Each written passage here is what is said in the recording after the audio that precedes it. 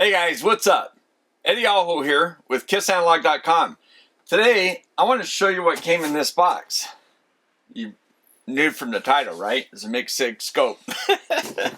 And there's also this box that came in here, which I took this out of. It's a differential probe. I'm really excited. I want to plug this in and try it out. So let's get to that real quick here. But first, let's talk about the scope we're going to put it in, okay? So this is the Micsig, and there's still the box with all the probes and stuff in here that I got to take out. It's going to replace this scope here on the bench, which makes me a little sad. I got to attach that scope. I think it's my favorite scope in the lab, which I was going to say on the bench, but I've got a couple other scopes that are in here that are not on the bench. But yeah, it's now the Hantek, it does some bolting plots, which I always kind of default and use it for that. But I think there's a way to do it with this. I'm not sure yet. We're going to look into that. So yeah, this scope. So this scope has been just sitting here. You've seen it in some videos, and it's just been an awesome scope. So this one is the one that came out of that box. And this one, you can see it's a little bit smaller than that one, because they've changed these buttons. They've made some other updates to this scope, which we're going to talk about. So I'm really excited about this scope. Guys, I think it's best in class. So I'm going to show you a comparison table that Rigel put out with one of their scope series, with comparing their scope to some other scopes. And I'm going to show you that after we talk about the specs on this one, just so you can see how this one falls into that lineup and the prices of their scopes versus the price of this. This is well under $1,000, and for what it get, I feel like they've maximized the usage of an 8-bit scope.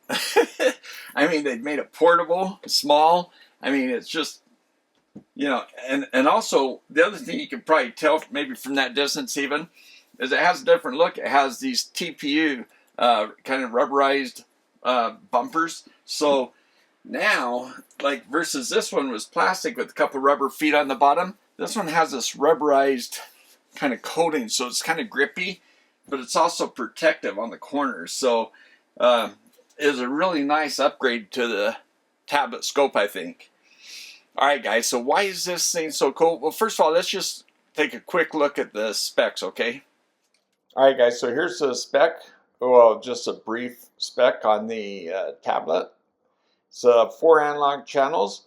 You know, versus logic channels. It's not an analog scope, it's a digital scope of 4 analog channels, 100 megahertz bandwidth, which is great, 70 megapoints memory depth, which is got to be best in class, 1 gigasamples per second sampling rate, which is just right for 100 megahertz bandwidth, and 7500 milliamp hour lithium ion battery. And I think that gives 5 hours of use in the field. And it has this 8-inch capacitive integrated touchscreen, which is really bright and really nice. And look how beautiful that display is. The connections on the right side, which I'll show you close up, and I'll show you the operation of these buttons. These blue ones are really cool, kind of multifunctional buttons. And look at the display. The buttons on, you know, the sidebars on the side and bottom are small. They don't take much room. And then over here on the left, this is new. This little bar here on the left shows the volts or the amps, you know, from where each channel lies on the axes over here. So that's a nice addition. Then we have our mega samples up here, our sampling rate here, and this window here in the middle shows the screen. And if you're zoomed in, it shows what part zoomed in on what part of the waveform you're looking at. And A is for automatic. Rise time is, this is the trigger rise time, and this is the trigger voltage. And you can see the arrow, the trigger right here, and this arrow right here shows it's in the center of the screen, which is also depicted in this little small window up here. And look, it's your professional oscilloscope for the lab. So let's talk about that. Professional scope. Yeah, a lot of people, I think it's funny when I see reviews and people talk about entry-level scopes. And yeah, cost-wise, I think they're entry-level because you'd have to spend a lot more to get a brand name. So, oh, you're going to enter the market, so this is entry-level. Well, but performance features and functionality, I mean, these things outperform scopes I used not that long ago. And as an engineer who had access to, working in defense contractors and that, had access to some of the best scopes in the field, this thing, from scopes I used to use back in the day, this thing's amazing. And one of the things here, let me show you some more specs, okay? And here's key specifications, which we kind of already went over. But this one shows the waveform capture rate, the 130,000 waveforms per second, which is also got to be best in class. It's just amazing. And the bandwidth filter, you don't have just a 20 meg bandwidth filter that you have on mini scopes. You also have a high pass and low pass, which you can adjust the frequency of those, which usually you only find in much more expensive scopes. And then you have all these UPI interfaces, lots of ways to connect to the scope. And here's just another nice picture and kind of some key characteristics and features. The TPU, this rubberized case, is a really nice addition to this new scope. There's the multifunctional buttons and the ports, which I'm going to show you up close. I'll just kind of scroll through this brochure so you can kind of take a look at it. You also have all this decoding. You have the UART, LIN, CAN, SPI, I2C, 429, and 1553 bus, which these things you don't find usually on most scopes. Those are advanced bus features, which just aren't super common, but when you need them, you really need them. So really neat. You can kind of see the setup. And then over here, you can see all the ways you can trigger this thing. It's just, this thing is just full of features. Your storage functions, I'll show you this stuff. And here's a bunch of measurement techniques you have, 31 automatic measurements. With a one touch, if you want, you can get all those measurements with just one touch. You don't have to go through and select each one, but if you want to select measurements on the bottom of the screen, typically I think you get 10 measurements, or you can get this window here showing you 31 measurements in one touch, like it says. Then your XY measurements here on the left side here I'm showing. This is really nice how you can do the 256 level intensity grading. So you can do it this way where it's just shades of white to, just different shades of grading, intensity grading. And or you can turn on the color so that you get more of like this histogram look. Really neat. And this just shows filtering, how you can filter wave shape, take off this stuff so you just get a clean wave shape. And then many of the features, you can get the soft keyboard that comes up so you can type things in. So yeah, the menus pop up and they're large, easy to see, easy to deal with. And then you get the Android operating system where you get all these apps and 32 gig of internal memory, which I've never used that up in my other Micsig, which I've saved lots of waveforms, and I don't think I've used a fraction of the memory. Oh, and you also have remote control through either your phone or through a computer. So here's the specs. I'm just going to scroll through them.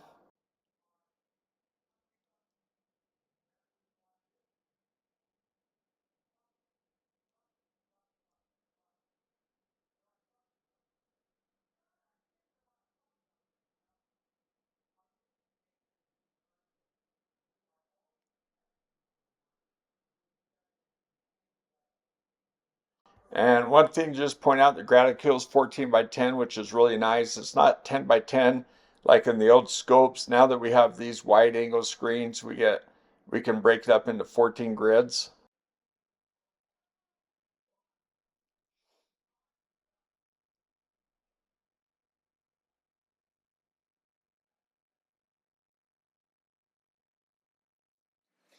All right, guys, so that 130,000 waveforms per second, what is that? It's kind of like where your eye captures a thing and you blink and you capture again, blink. That's 130,000 times a second. So when these scopes capture a waveform, it's like, how fast does it take? How much time in between that capture where it saves it to the screen, all that stuff, where it goes off and does it again? 130,000 times a second. That's amazing. So that's what helps replace an analog scope in my mind. Back in the day when digital scopes first came out, on the bench I had a Tektronix 2465, which I loved that scope. It was a 300 meg bandwidth scope. Even though I never really needed that kind of bandwidth, it was just an awesome scope. And then they came out the digital scopes. So I think that was a 2430. The 2400 series of scopes were just like the pinnacle. I mean, they were like amazing for so-called portable scopes. So, I mean, they were huge, right? But the 2430 was a great 100 meg, equal to 100 megahertz bandwidth scope. But I had to have the analog one because it was true. There were things you had missed with the digital scopes. Today, with the deep memory, especially this one, 70 megapoints. That's crazy. This Micsig back here had 28 megapoints, which is just nuts. Now, this one up here has 10 megapoints per channel. So, it sounds like less, but it's still great. The Siglent 2-channel scope back here has 14 meg, but when you use both channels, you get 7 meg per channel. You get 14 meg if you only use one channel. This one, you get 10 meg no matter what channel.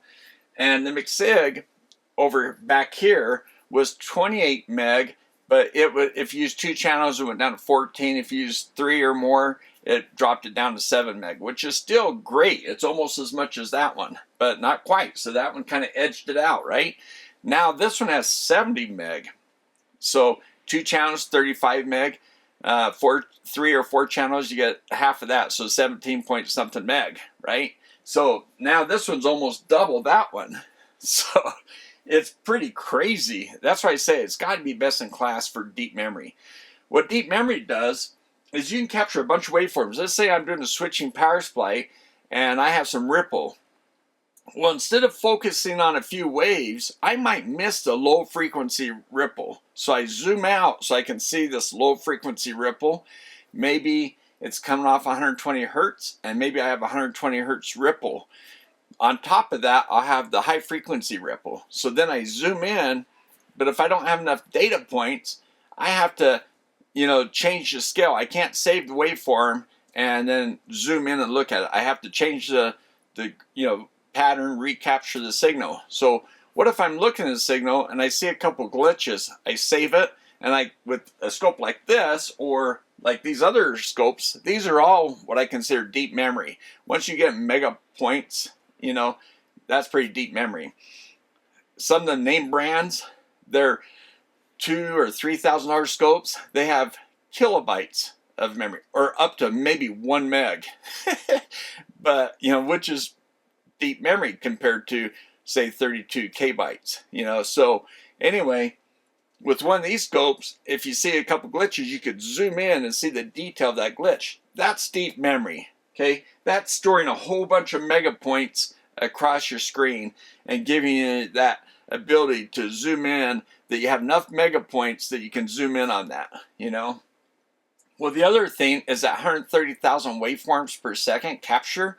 Once you capture all those mega points of data, how many times can you do that? Well, if you can do it up to 130,000 times a second, you're probably not going to miss any of those little glitches that are happening. I mean, that's just pretty darn fast. So, yeah, digital scopes, once they added the deep memory and the fast capture rate, then I feel like they've replaced analog scope. And most places I've worked, you don't find analog scopes anymore. Even in the defense contractors, they're all using digital scopes, but they're using the $20,000 ones because that's those scope manufacturers. They don't offer the deep memory in their lower cost scopes. Now, their lower cost scopes, if they added deep memory, in my mind, I feel like it would replace the need for a lot of those expensive scopes. People would be happy with a $3,000 scope, which, I mean, we're talking brand name scopes. If we're talking Micsig, you're spending way less than $1,000, and you're getting some pretty incredible features and specs. For a 100 meg scope, 8-bit scope, which most scopes are 8-bit. If I have some Pico scopes that are higher bits, but when you're in the 8-bit range, I feel like this guy might be the king in the block right now. And we're going to talk about price later, okay? But let's go ahead and jump over and look what Rigo did. They compared one of their series with some other competitors. And let's see, now that we know the specs on this, let's go see how that matches up. Guys, I just want to show you this Rigo website because, everybody knows who Rigo is. They're a great option instead of Tektronix or Keysight. I think this Micsig measures really well within this series. If you look, here's an 8-inch screen in the DS2000 and 800 by 480, which the Micsig is 800 by 600, so even better resolution than these. Now, these are bigger screens up here, and this is a smaller one. Also, it has less megapoints, and even 56 megapoints is less than the Micsig. The only place it really beats it is in the higher bandwidths, which I don't know how many people need that, and 2 gig of samples per second, which you only need with the 300 meg scope. You don't need it with the 100 meg scope. So let's do this comparison because they do a nice job comparing things with the industry. So here's some product comparisons. Here's a Rigo 2000 series, the Tektronix 2000 series, the DPO 2000, the Tektronix DPO 2000 series, the Tektronix TBS 2000 series, and the Keysight DSOX 2000. So it's kind of funny that they're all 2000 series. And if you look across here, you have different bandwidths of scopes, different options, 2-channel to 4-channel. The sample rate, 2 gig, 1 gig. With these higher frequencies, again, you need 2 gig for that.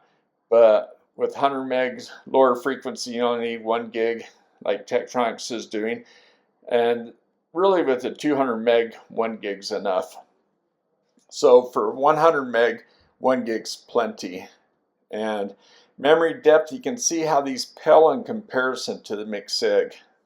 So the waveform capture rate, nowhere near as fast. Now the Keysight is 200,000, so that's pretty darn impressive, right? But you can see how the 31 measurements, Tektronix right here has 32 automatic measurements. So yeah, they have one more measurement than the Micsig. Other than that, Micsig beats the rest of them. If you just look down this page and you look at the Micsig, now the 9-inch screen on this Tektronix is bigger, of course. Not touch screen though. Micsig has a touch screen, which none of these have. So, and the triggers, this Tektronix really doesn't have too many options in comparison. And, some of these other ones, like this one here, this Tektronix, it doesn't have all the ones that the Micsig has, but it does have a lot of them. And down here, the prices, you can see how the prices are, except for the Rigo. Now a 2-channel scope, 100 meg, we're talking $529. But yeah, the rest of these scopes, you can see how the lowest scope is higher than the Micsig, except for in this case, but that's a 2-channel scope. And this is also a 2-channel scope, the 1390 and 1220 is 2-channel 70 meg. So you can see how the prices, for a 100 meg scope, 4-channel, it's going to be much more than the Micsig. So if we look at the 2000 series here, just to get a comparison of a 4-channel scope. Okay, so here's the 2000 series scopes we were just looking at. Look, here's a 100 meg. There's 3 of them, and an embedded generator. Okay, we don't have a generator in the Micsig either. So if we compare one of these two, even this top one, it's a 2-channel scope, but 629. So all these, as a matter of fact, I didn't notice that. All these scopes in this series are 2-channel. So yeah, you don't have the 4-channel that you do in the Micsig. That Micsig is tough to compete with. All right, guys. So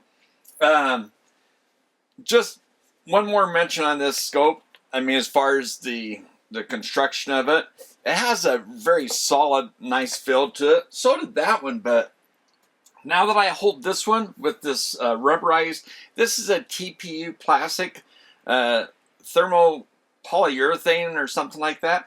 But it's what some phone cases are made out of for, you know, protection. So it's a protective soft. It's almost like a rubber. So it's a protective thing. They've got it thick on the corners. So I think that's a really nice feature, because the one thing on this scope, there's these little corners back here that were rubber that kept it from sliding, but they could peel, you know, you could pull them off, you'd have to put them back on. Sometimes on my wooden bench it'd pop off and I'd pop them back in. But with this one, it's all built into the case. And then it's ABS plastic, where it's hard plastic, and that ABS plastic is a really durable plastic. So yeah, it's made super well. It's just, yeah, I'm so impressed with this. The handle's also kind of changed. It's kind of more of a rubberized handle versus a material, kind of a cloth handle, fabric handle. So it's more of a rubberized handle. So if you're in the field, walking around holding it, you've got, you know, you're not going to drop this thing. I mean, it's stuck to your hand, right? So you can sit here and, oh, I got to charge the battery. But anyway, you can sit here and play around with it like that. So that's really cool. So I'm going to bring you over here and show you all the features, okay? One thing I want to show you, let's look at the top of the scope. All right, guys, so here's the new one, okay? And this is the older one. So you can see the BNCs on this. They're just your typical BNC, 4 channels, aux out. And we have 4 channels, aux out here. And I'll take off a couple caps here. Now we have these little contacts, right? Not only that, if you notice, there's a ring around the probe, okay? Now that used to be common in some of the higher end scopes, and then they started coming off, you know, like a lot of the name brand scopes started coming out with these custom probes. So it looks like Micsig's doing that too, at an affordable price. Okay, so let's turn this up here. So here, let me turn both of these guys up so you can look at this end. All right.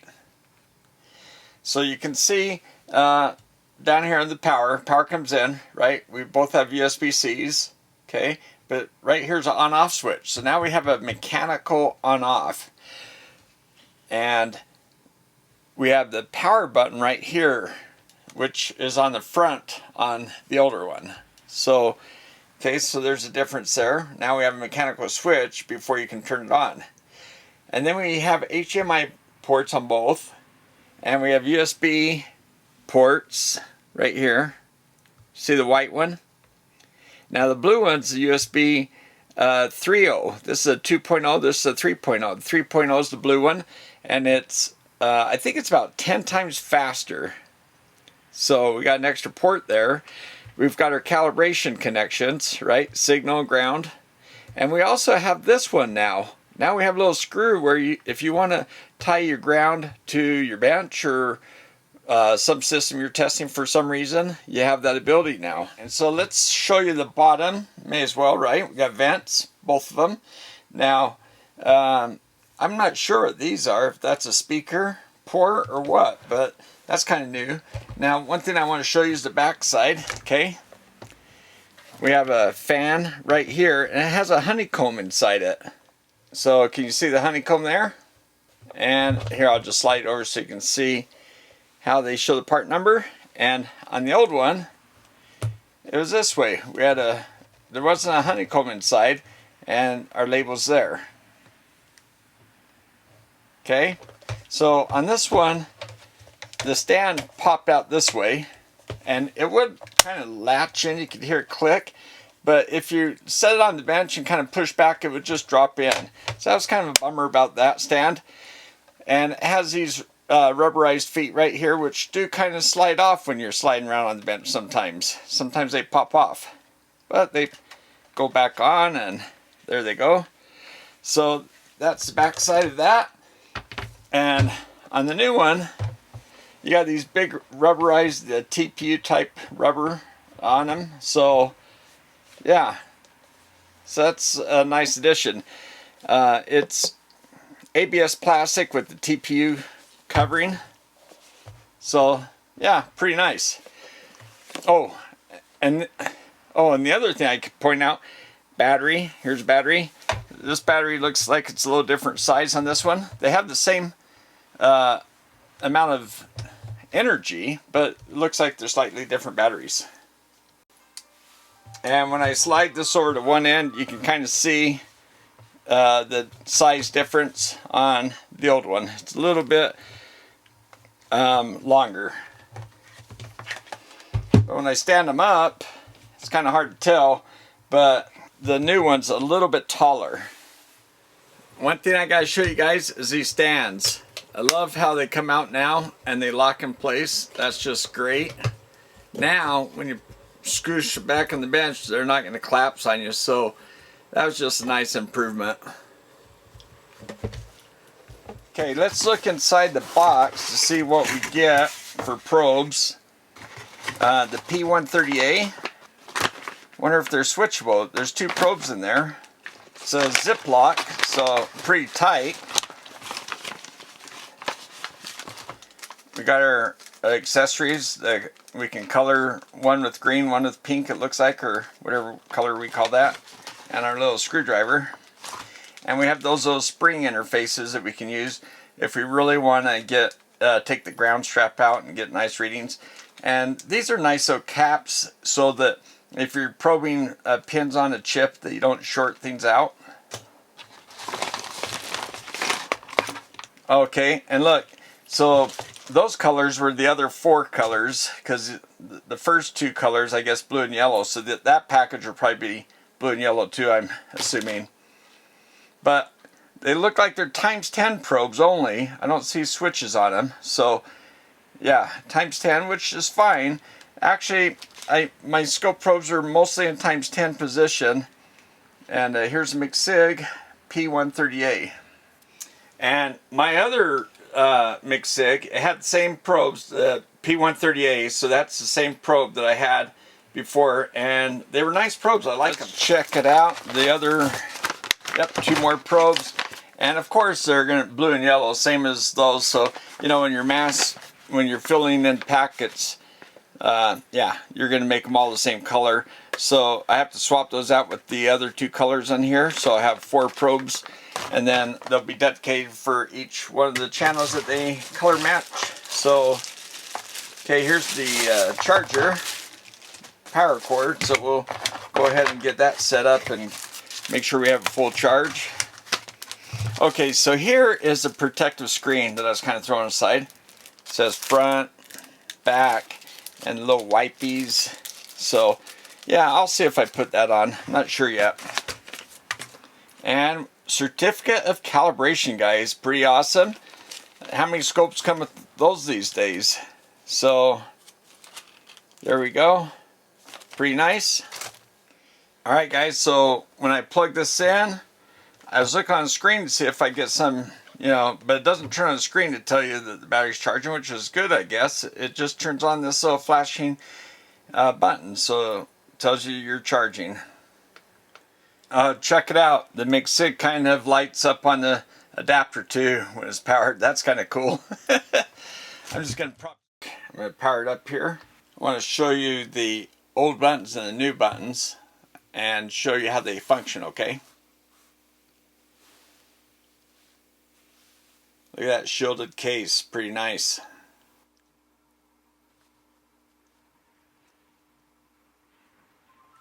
What I want to do is, you know what, I'm going to turn off all the channels except for one, I think. Leave channel 1 on. And, you know, when you can't find it, all you have to do is push this to center it, right? Position it. And the old one was right here. You just push to center, and then you can position it by rotating it. And this one, it's this way. You position it this way. And now the new one also shows you these millivolts, or the voltage or whatever, or current, whichever you want, or whichever one you have. You can scroll it up and down, okay? So that's kind of a nice feature now. So if I move it down, or move it down this way, I can push it to lock it in. So the old one, you had a rotating position knob, and push it in. So that's how that's changed. You have your four channels, reference math, and here you have your reference math here. So you still have all those buttons. They're just right here. They're not color coded anymore, but they're color coded by the LEDs when you hit them. Okay. So the other thing is the menu button. You still have your menu button. You can hit that. So there's channel 1 menu. Okay. DCA. Whoops. You can also just grab the menu button and pull it out that way. That's the same thing. You have your invert, and if you do that, whoops, where am I? And you get a little negative sign right there. Okay, see that negative sign?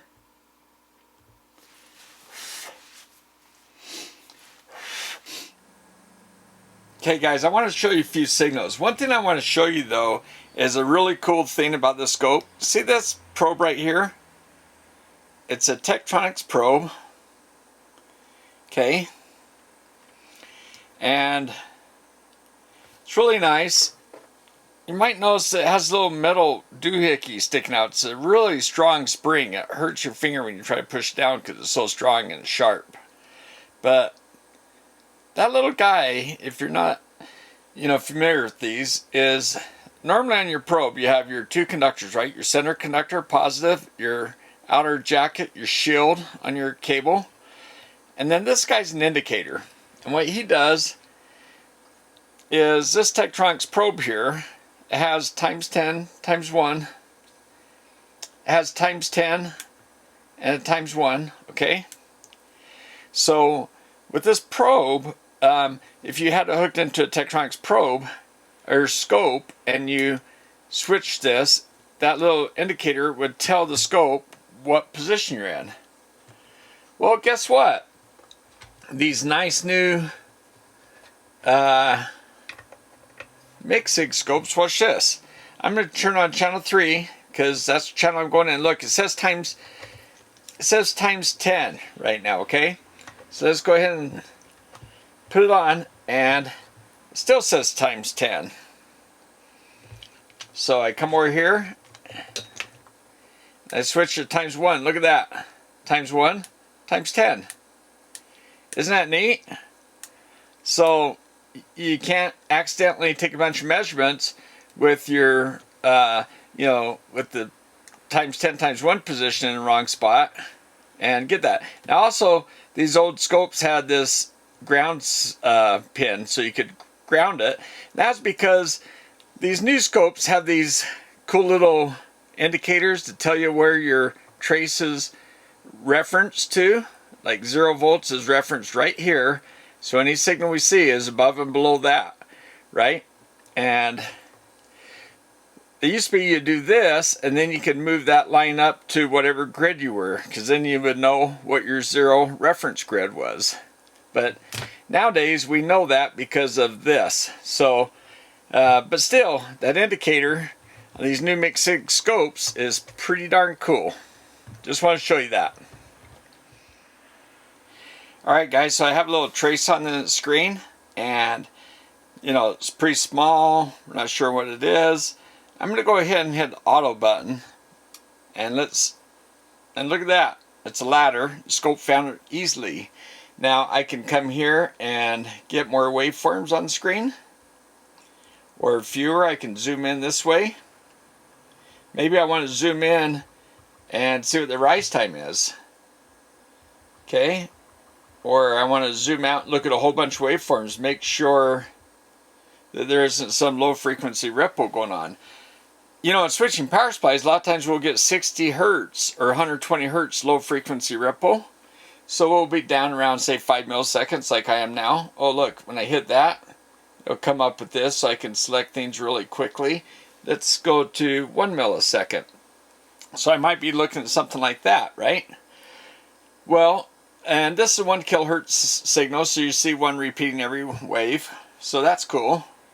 But I also could go up to the thing and shrink it or grow it, fill in the screen. Okay, so that's how you kind of control things. And then as far as display, that A shows automatic, and that shows rise time.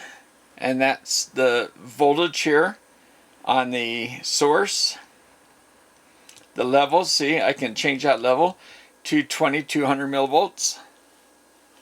So the arrows, the T shows the reference point, so I can move that around too.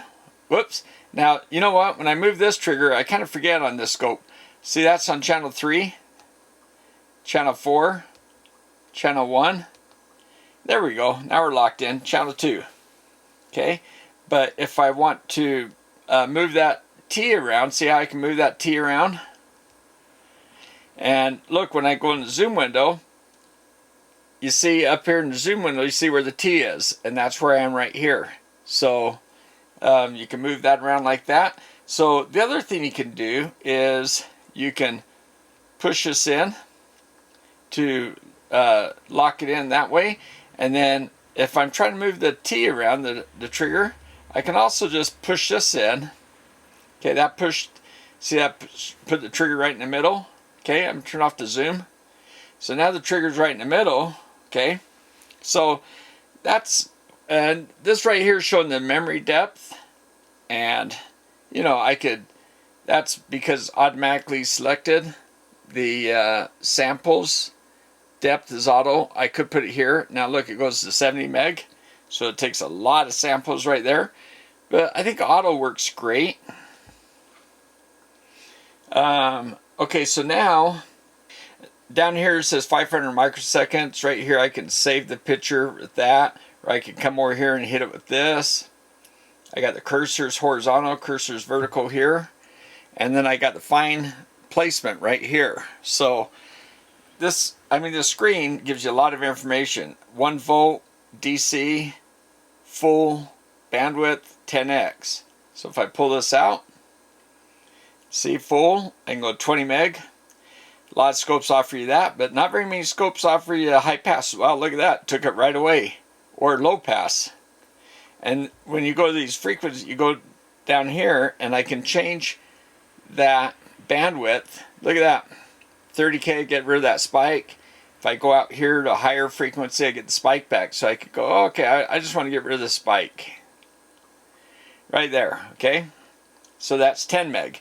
So 20 meg would have probably gotten rid of it too, but 10 meg did. So if I go 20 meg, yep, sure did. But go low pass, that does an even better job, I guess. So a lot of, I mean, this is something found on more expensive scopes. So that's a really cool feature. We got our vertical scale reference, center is 0, and label. See, right now I labeled this VN. You can select any one of these, or you can come up user defined, and I typed in VN. You can type in whatever you want. Hit enter, and it puts it right here. And look, it puts it right there on the screen. So super neat. And over here on the side it says 0. But what if I am positioned on the first grid down? Now I know my grids are 1 volt per division, so I want to make that 900, 920. I want to come right down. Oh, 102. That's a little too far. Okay, so that's pretty good control. But I could also come over here and hit this. Oh, a little too high. They're perfect. So yeah, that's kind of the controls and the screen information. Shows I'm hooked up to Wi-Fi right here. Shows the time down here, and it shows the counter. And the counter, when I measure, I can go to counter and I can say, oh, put it on channel 2, which I did. So that's on channel 2. And then common, I can choose all these settings. I could say, okay, what's my high? What's my peak to peak? What's my max? What's my RMS? What's my duty cycle? That's negative duty cycle. Here's positive duty cycle. Oh, what's the width? I got 1, 2, 3, 4, 5. I can go 10 across the screen, or I could have just gone up and said, hey, I want to see all the measurements. All. And it gives me all the measurements. So it still shows the ones I've selected here, but it also shows me all the measurements there. Then I can say, oh, I got to move this out of the way so I can print that out and look at it. But I want to get right on that gradico. Oh, I'm having a hard time getting it right on there. I mean, I probably could do it, right? But I can come down here and say, come on, get it right on 1 volt. There we go. Okay, so I'm on a graticule. Cool. Pretty neat stuff, huh? The other thing I want to show you is the math, okay? So here's the math, the FFT, and that's because I got FFT chosen. I could also do double wave, where I do multiply any source channel 1 through 4 to any source 2 channel 1 through 4. So I could go channel 2 times channel 1, or that's plus, this is minus, here's times. So I could do that if I wanted to. I could go to AX plus B and type in this information. Or I could go to advanced math and type in some, some more complex mathematical formulas. So, but I want to go to FFT. And there's my FFT. So that's pretty cool, but boy, that's hard to see. So I'm going to get fewer waveforms. And I'm going to drag that over like that. Isn't that neat how easy this is to move things around? Let's go to 1K per division.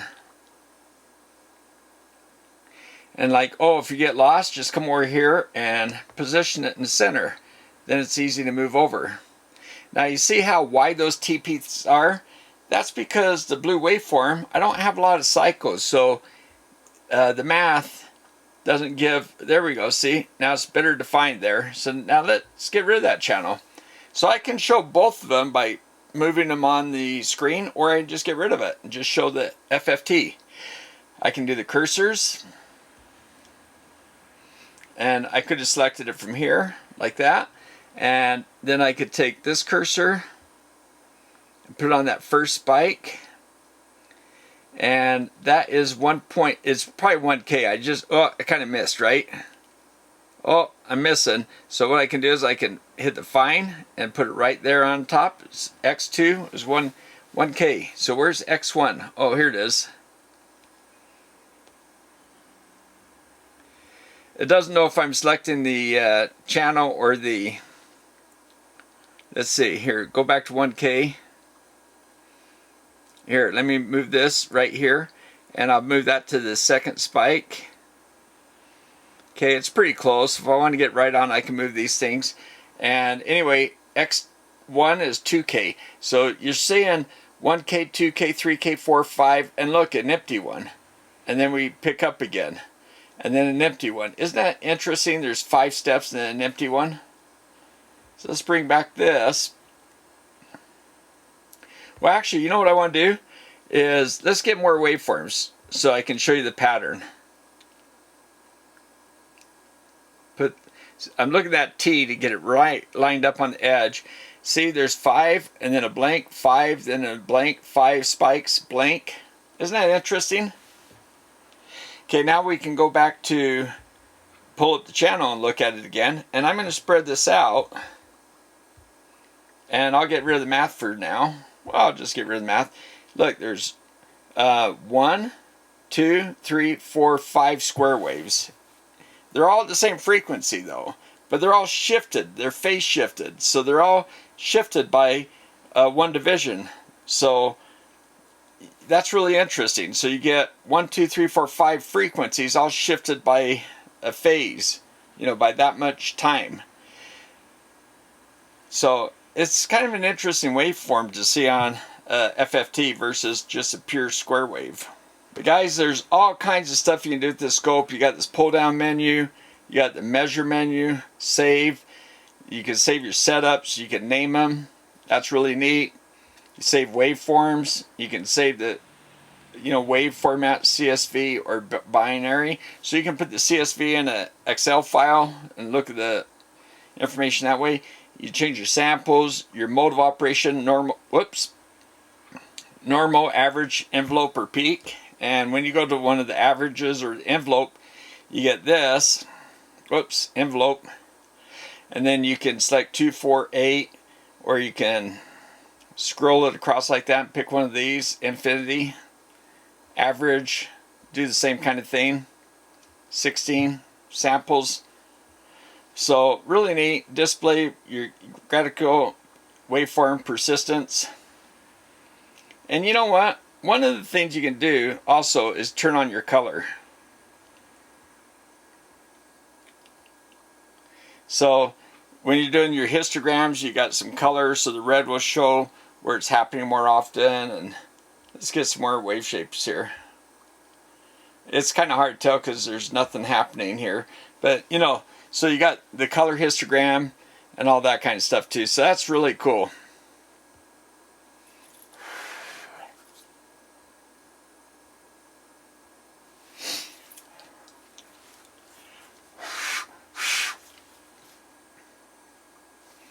Okay, and you got tons of different triggers. When you go to runt, you can set up the less than, more than, or equal, or whatever.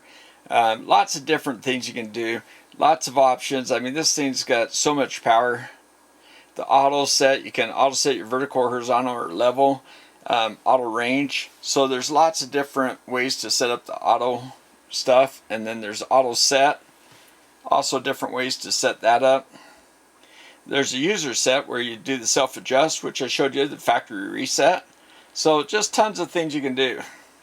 And you pull up the menu this way, like digital stuff. I haven't turned on the channels, so from here you can turn on your S1, you can turn on S2 as well. You can slide more this way, and you can set up UART, LIN, CAN, SPI, I2C, 429, 1553. A lot of scopes don't have those decodes, so that is really cool that that's offered. That's usually an expensive option. So you can see how you set up everything here. And let's see, if we go back up to here. Yeah, here's our digital. Here, let me turn off channel 2 so you can see the digital codes going on. And I don't have anything happening, of course, so it's just reading zeros. But all right, and then the power down, just hit the button on the side, and you got all these options. And I'm just going to slide that over. Okay, guys, I want to show you the deep memory, nice and close. So I've got this waveform, okay? I want to hit the zoom, and see that little dark window right there? That's what this piece is. This piece came from that, okay? So I can zoom in on that if I want, or well, zoom out even, or if I can zoom in closer. And look how I can get these detailed waveforms out of all those cycles. And it's kind of crazy. It's just crazy deep memory on this thing. But I want to show you something else I've been saving for last. This differential probe. This is a DP series. Let's see, where is it? I thought I had a part number right here in front. What I want to show you is this is the one that I have now, and this other one replaces this one. Well, it's a duplicate of as far as performance. It's DP750-100. It has a times 50 and a times 500, so you can go high voltage with the times 500, or you use the times 50. Now this has a USB port here and a USB port. Where is it? Right here. So you have to daisy chain these. I have the DP1007 as well, and it's a times 10 times 100. So, and then I also have a Pintek. So sometimes I have all these things daisy chained together, and I have this Micsig current probe. I love this current probe. This one is the CP2100B, and I have another one, another Micsig.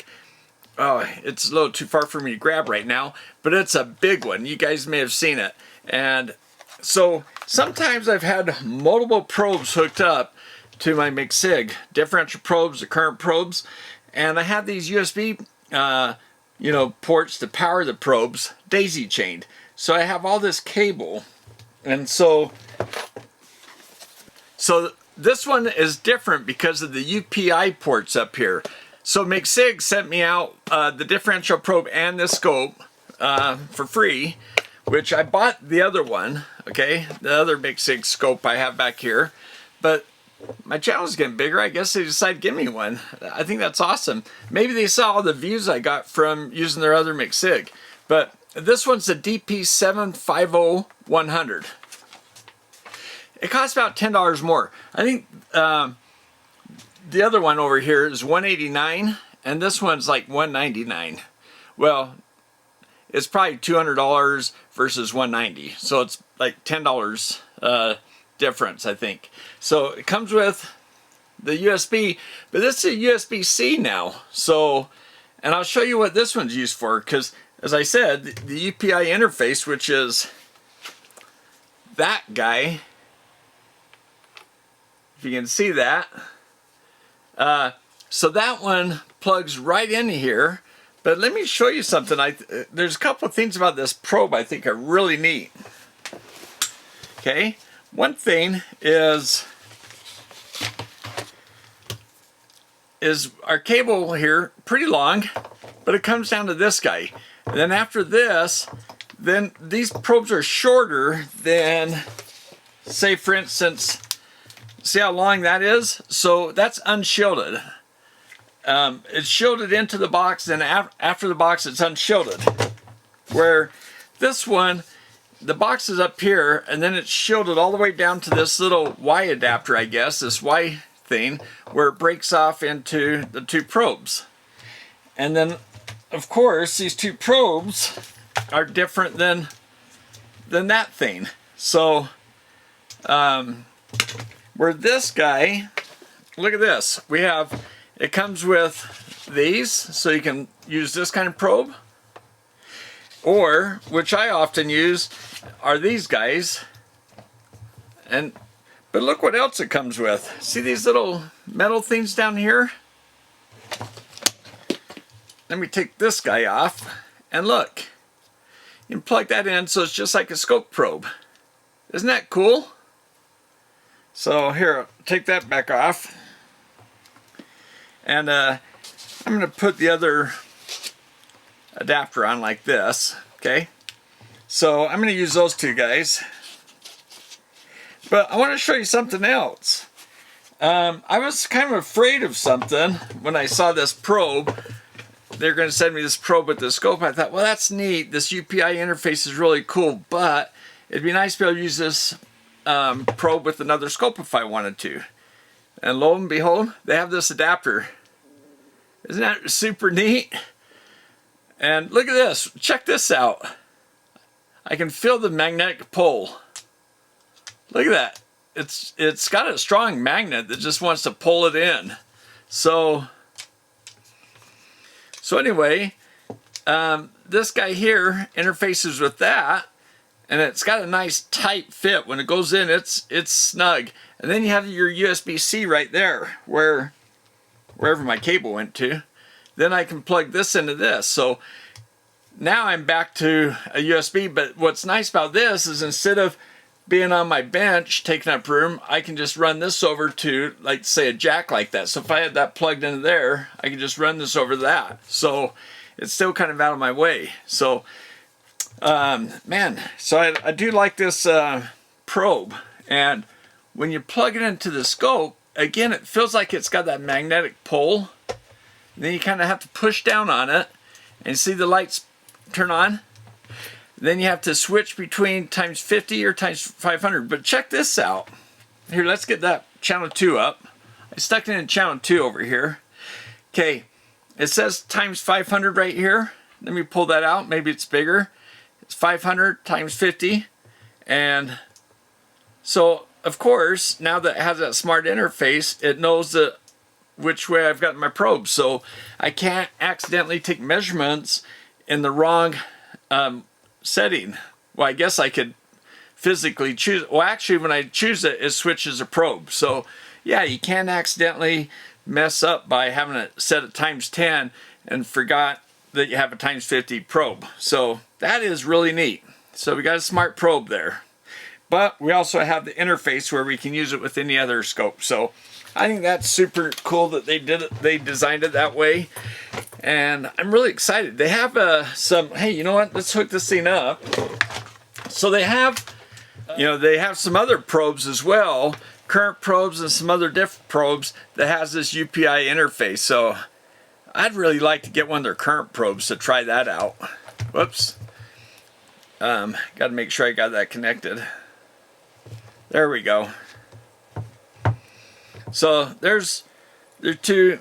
Now this 2.5 volts and this is 2 volts. So because it's times 10 and times 50. So, but that is really neat. And you know, I can spread them out a little bit more. I can take away the zoom feature and spread them out this way. So pretty cool, huh? I'm really excited about this new scope and this new probe, and I want to give 2 thumbs up to Micsig for sending this out to me. I really super appreciate it. And also to my patrons. I appreciate you guys. And man, Joey keeps on hitting that thank you button down below. Thanks, Joey. But thanks to all you guys that have hit that. It's not just Joey. I got to write down the other names of people, and if it's okay to use your name to, you know, say thank you for hitting that thank you button. That YouTube added that little button down there next to where you like the video. You can also hit the thank you and do a one-time donation. Become a patron as well. That link's down below. I have the links to these, the scope and the probes, and even to my other Micsig in case you like that one. But I'll put a bunch of links down below. Appreciate you using those links. Doesn't cost you anything extra, and you know, Micsig will appreciate it because they have a store at Amazon. So I'll give you that link. And then also I think there's another link, AliExpress or something like that. I'll put that link down there as well. Okay? All right. Hey, thanks for watching, guys, and hope you learned something. Hope you like this scope as much as I do. Or I'm going to be using the scope in future videos, so we'll see how it goes. All right? Hey, thanks, guys. We'll see you next time.